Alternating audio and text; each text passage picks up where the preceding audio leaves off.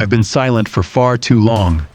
And today, at 62 years old, I can't stay silent for another second. The whole world thinks I'm the villain, the traitor, the man who ruined Hollywood's most beautiful marriage. But what's kept me up at night for the past 10 years isn't guilt. It's the truth that's never been told. So I think you've heard the story. I caught her outside one night. The alarm was going off and I found her outside. The truth about Angelina Jolie. The truth about me. The truth about a love so powerful. It burned everything around it to the ground. You think Angie is an angel? You think I'm the traitor? You think we just grew apart? No. The truth is much darker, more painful, more suffocating, and so devastating that if you hear it all, you'll have to ask yourself, can the love I have fall apart over just one mistake? I lost my family. I lost my kids. I lost myself. Please stop! Do it. Stop! Stop! And the day I hit rock bottom was the day I realized, sometimes, loving someone too much can destroy you both. In the next few minutes, I'll tell everything. No filters, no excuses, no sugarcoating. Every truth that no reporter, no fan, and no magazine cover has ever heard. The only question is, do you have the courage to watch until the end? Or will you walk away before hearing the real reason Brad Pitt and Angelina Jolie fell apart in the 30th minute? This is an old trick, and we should know better to fall for it. I knew my life would change the moment Angelina Jolie walked onto the set of Mr. and Mrs. Smith on March 15, 2004. Not for the better. Not because of love, but because of a clear, gut-wrenching feeling that I was about to lose everything that mattered most. My wife, my kids, my family, my honor, all because of one look from the woman Hollywood had always feared. Angelina didn't walk into that room like an actress. She entered like a storm, calculated, sharp, knowing exactly who her first victim would be. And that was me. When director Doug Liman introduced us, Angie reached out her hand, but it wasn't a polite handshake. She gripped mine tightly, firmly, and looked so deeply into my eyes that I felt like she was reading every secret I had ever tried to hide from the world. Deathly silent. I can't sleep. She's sleeping peacefully. She said one simple sentence that shattered every wall any man could put up. Brad, are you living true to yourself? I was speechless. She didn't say hello. She didn't ask how I was. She asked the kind of question only a dangerous woman would dare ask on a first meeting. That afternoon, we filmed a scene chasing each other through the kitchen. When I slammed her against the wall, just as the script called for, she leaned in close to my ear and whispered so only I could hear, "I know you're shaking." I let go of her like I'd touched fire. Angie smiled, a smile not meant for the camera, a smile meant for the man she already knew would fall for her, sooner or later. The nightmare began right then. That night, I went home and lay next to Jennifer Aniston, the woman the whole world believed was perfect for me. Jen fell asleep gently, peacefully, full of trust. I looked at her and felt something strange creeping between us. A shadow, a whisper, an undeniable sense of doom. I was falling, and I knew I was falling, but I didn't stop. The next morning, Angie walked onto set 5 minutes late. Everyone looked at her, but she only looked at me. That gaze, it wasn't from a colleague.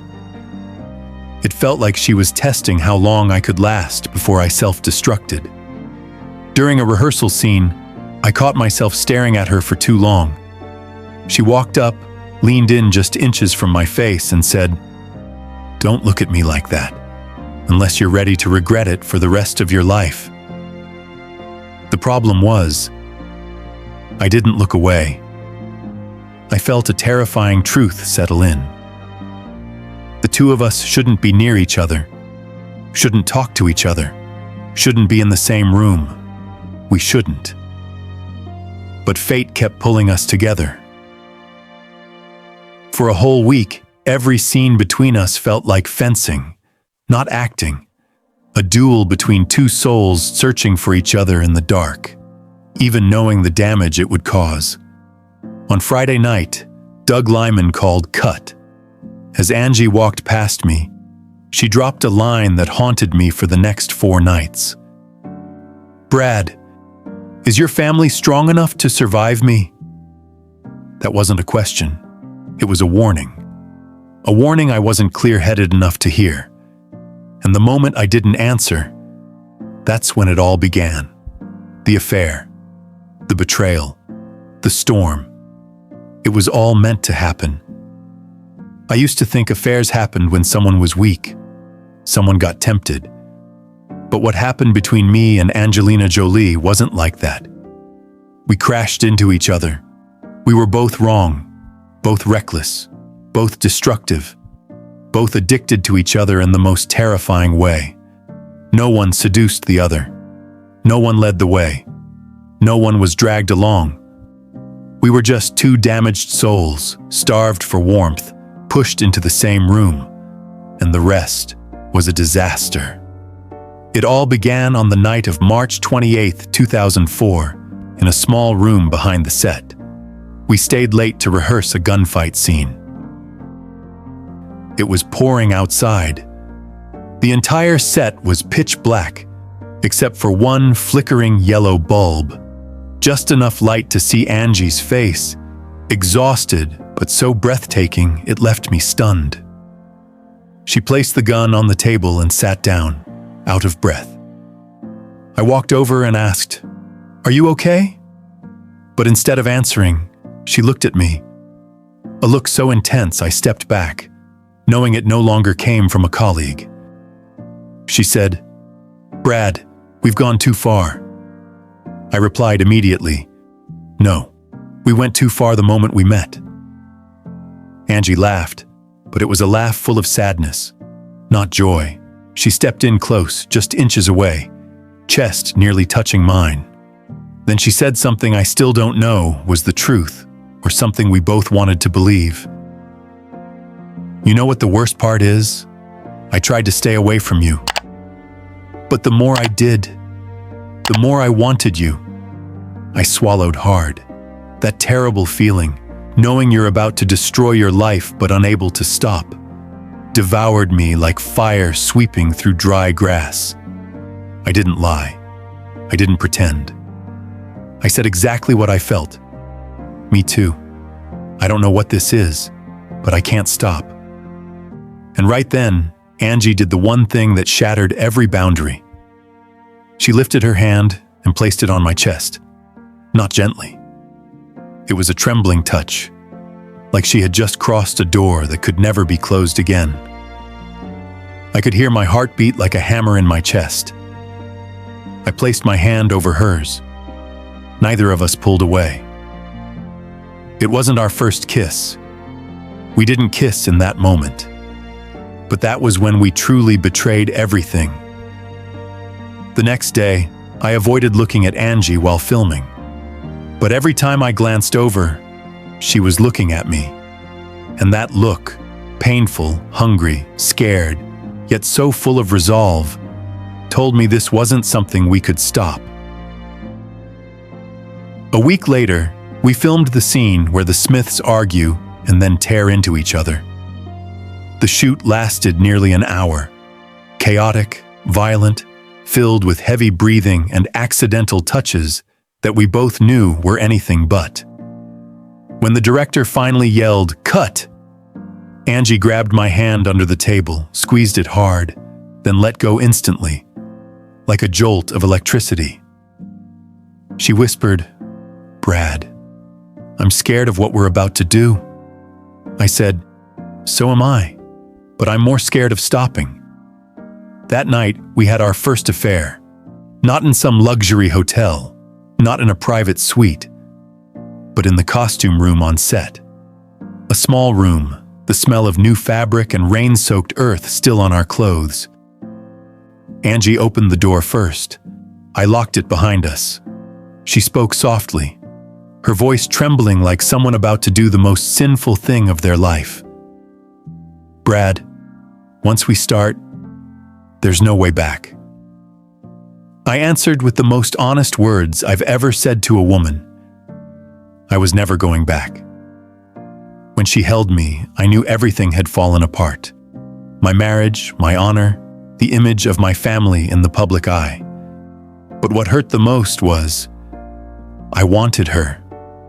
Not just in the moment. I wanted her in a way I had never wanted anyone before in my life.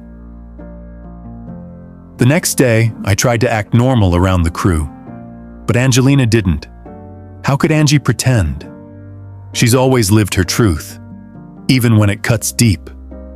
During a test shoot, she stood closer to me than usual, placed her hand on my back when the director wasn't looking, and whispered, "I don't want last night to be just a mistake." I turned to her, trying to steady the trembling in my chest. "Angie, it was never a mistake." She gave a half smile, half pain, half dare. "Then it's over." I froze. She leaned in, right beside my ear. "Because if it's not a mistake, it's the beginning." I was shaken, not by the words, but because I knew she was right. From that moment on, every day on set was a battle. We looked at each other, avoided each other, then searched for each other. We tried to stop, but the more we tried, the stronger the pull became. Like two addicts trying to escape the drug, while the drug was standing right beside them. We both had families, responsibilities, reputations, but none of it mattered anymore. Not because we were selfish, but because something bigger than reason was pulling us toward each other. One night, Angie said to me in the shadows of the set, "Brad, we're going to destroy each other's lives." I answered without hesitation, "Then let it all fall apart."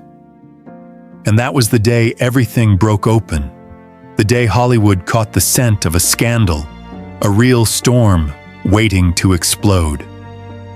On April 15th, 2004, paparazzi snapped a photo of us leaving the set at the same time.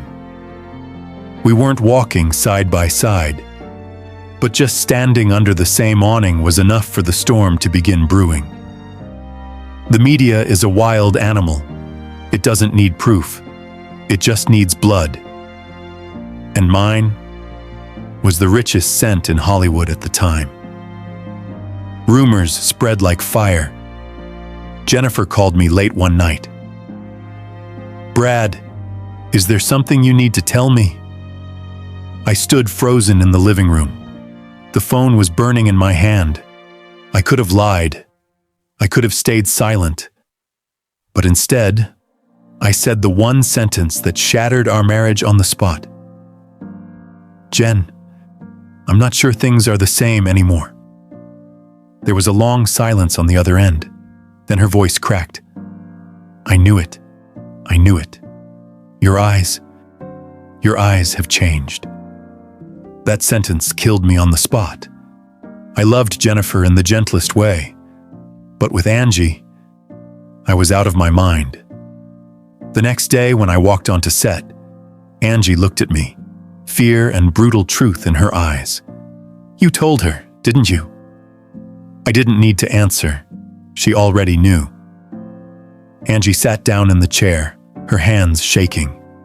I had never seen her shake like that, not during the most dangerous stunts. She whispered, "Brad, we really destroyed everything." But even as we sat there drowning in fear, a paparazzi had already captured the moment Angie placed her hand on my shoulder to comfort me.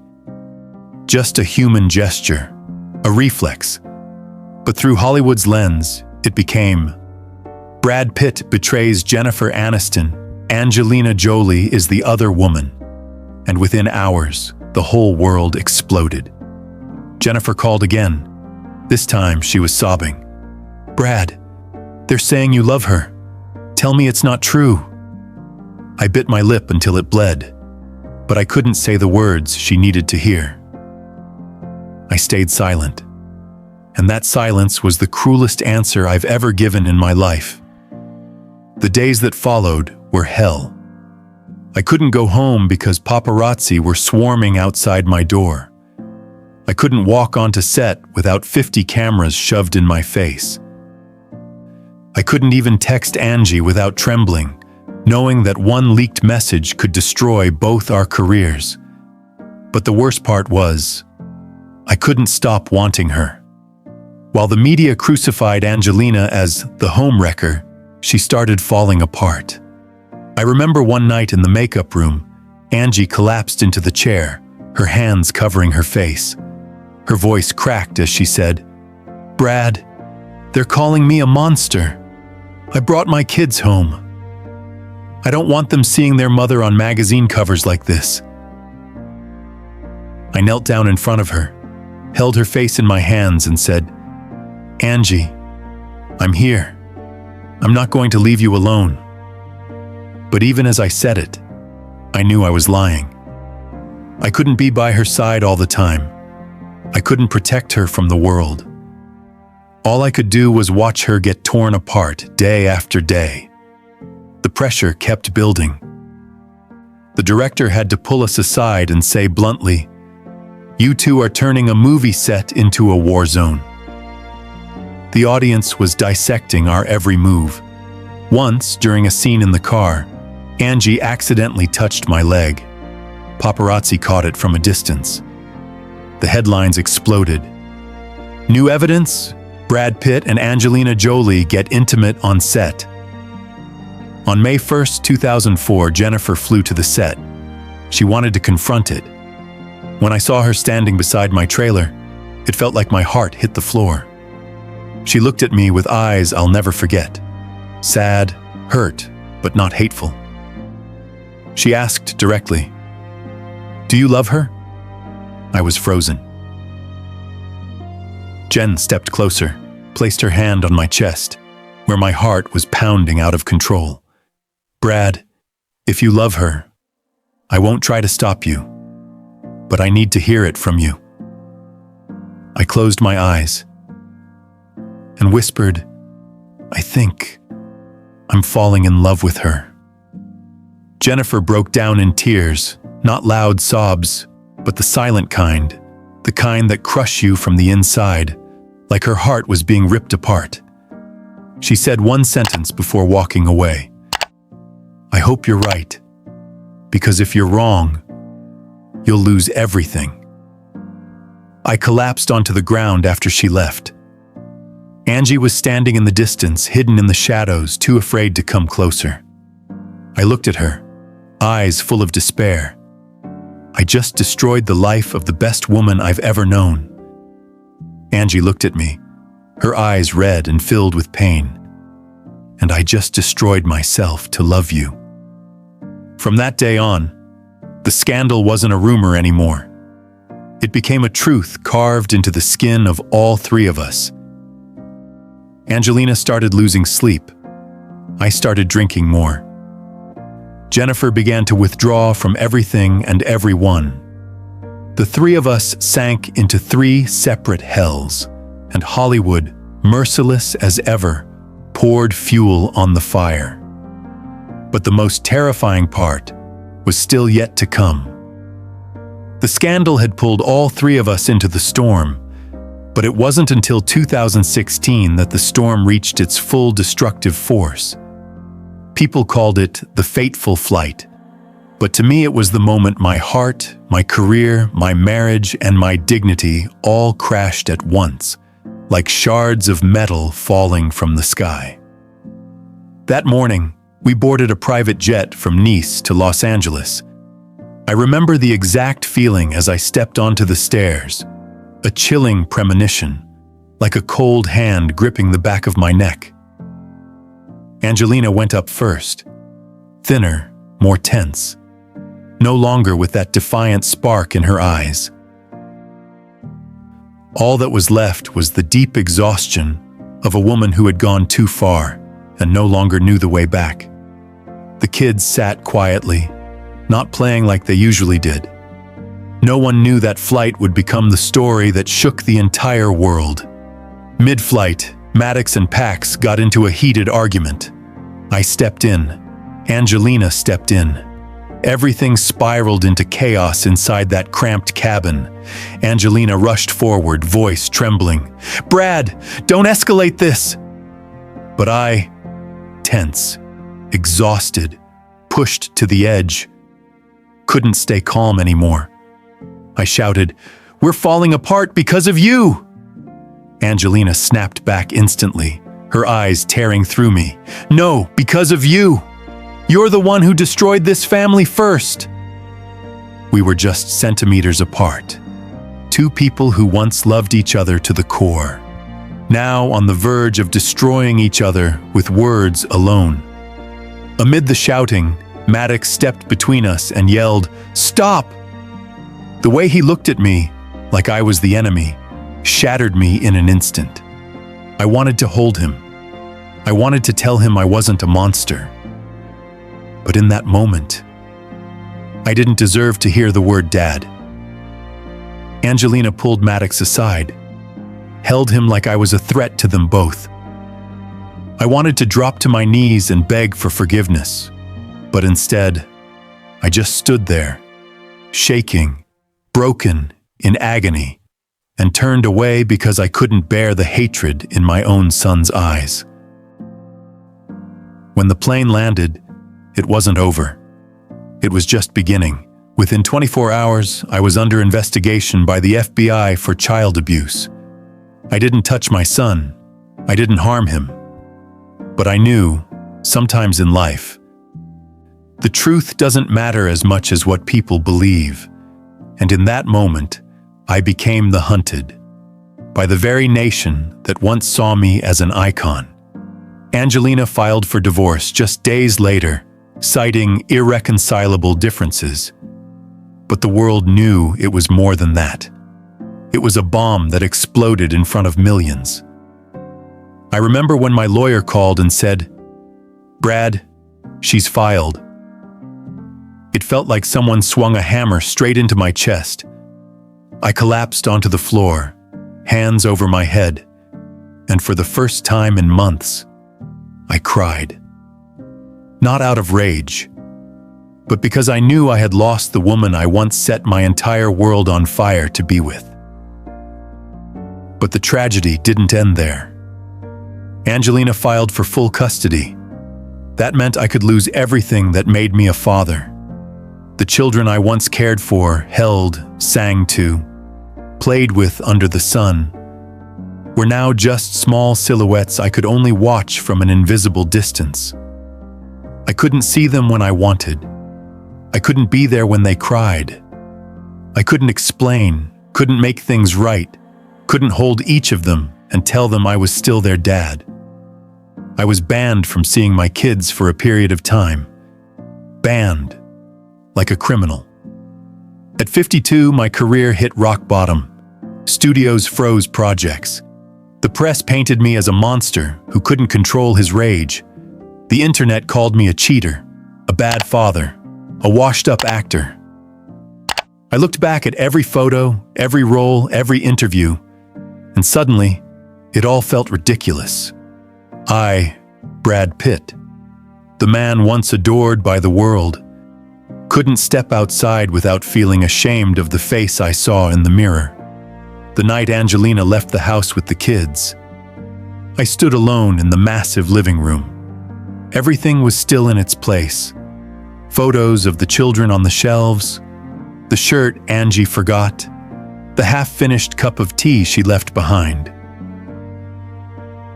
I touched the sofa where she used to sit, and for the first time, I felt the house was so big, it could swallow my soul whole. One day, I looked in the mirror and didn't recognize the man staring back. Thinner, sunken eyes, patchy beard, like a broken version of who I used to be. I whispered, "Brad, what have you done?" But there was no answer. Because the only answer was this. I had let the storm of love, passion, mistakes, pain, and self-destruction tear apart the very family I once swore to protect. Hollywood watched from the sidelines like it was a long-running drama, but to me it wasn't a show. It was real pain.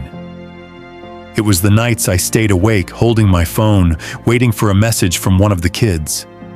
It was the times I wanted to stand outside Angie's house, kneel beneath her window, and beg her to let me see them. But I didn't.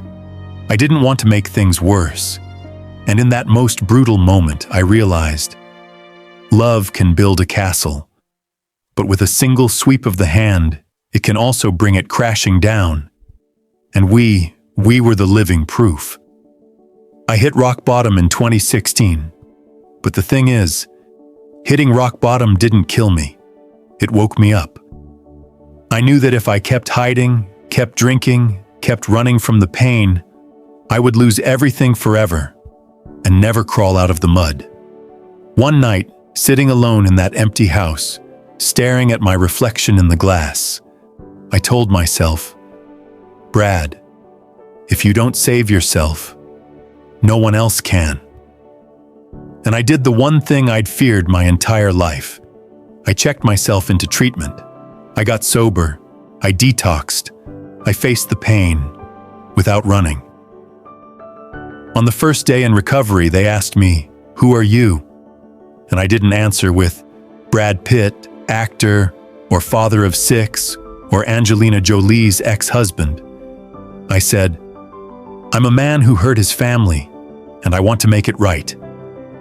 The room went completely silent.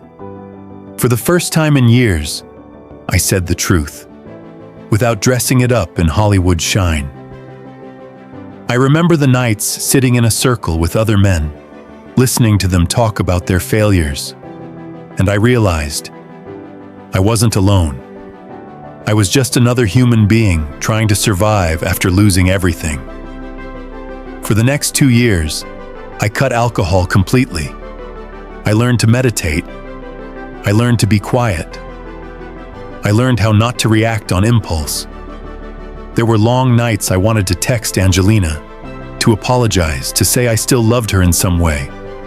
Not with that old, burning passion, but with gratitude, with respect, with understanding. But I never sent the messages, because I knew she was healing her own wounds too. In 2019, we spoke for the first time after 2 years of chaos. No yelling, no blame, no tears, just two people who had grown through the pain. Angelina walked into that legal meeting room, no makeup, tired but strong. I looked at her and didn't see the dangerous woman who once pulled me into the abyss. I saw the mother of the children I love more than life itself. She sat down, looked me in the eye, and said the one thing that nearly brought me to tears. "Brad, we have to do better for the kids. Not for me. Not for her. But because our sons and daughters needed parents, not a war zone." The custody battle was the longest legal war of my life. Painful, humiliating, exhausting. There were days I walked out of court in silence, drove home and sat alone in the dark, feeling like someone was slowly ripping my soul out, piece by piece. But I fought, not to beat Angelina, but to prove to myself and to my kids that I was a father worth keeping. When the court granted me expanded visitation rights, I cried right there in the car seat. I drove to Angie's house, waited at the gate, watched by security, lawyers, like I was some criminal. When the kids walked out, I knelt down, arms wide open, saying nothing. They ran to me and hugged me. In that moment, I knew I had survived. And the strangest thing was, Angelina stood in the distance, watching, and just for a second, her eyes softened. She didn't say a word. I didn't either, but I knew.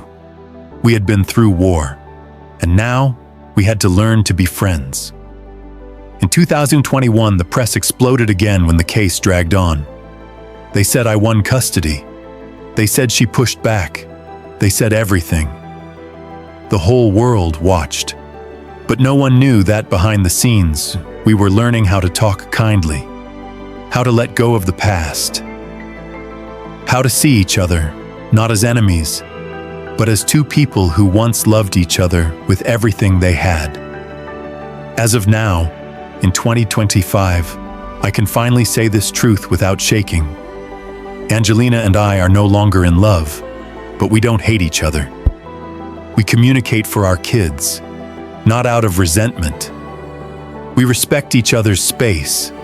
We're not trying to glue the pieces back together. Because sometimes, the pieces are meant to stay exactly where they fell.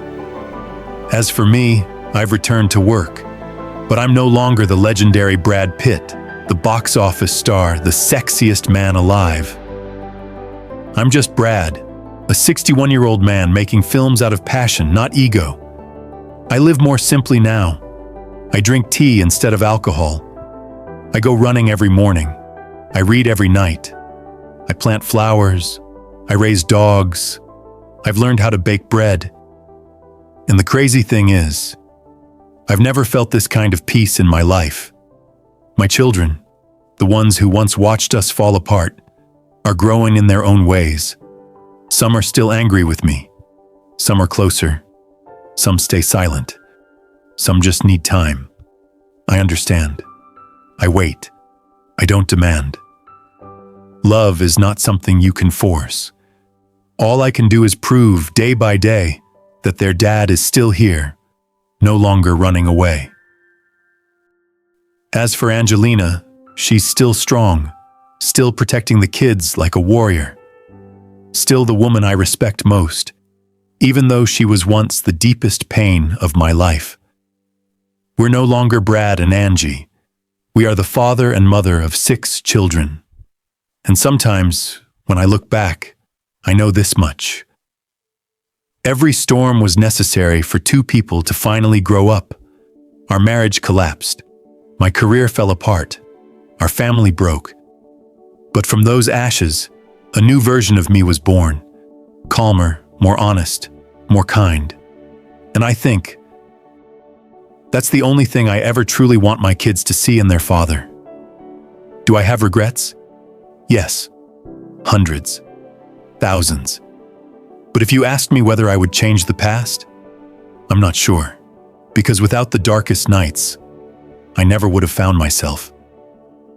And at 62, after everything, I can say this truthfully.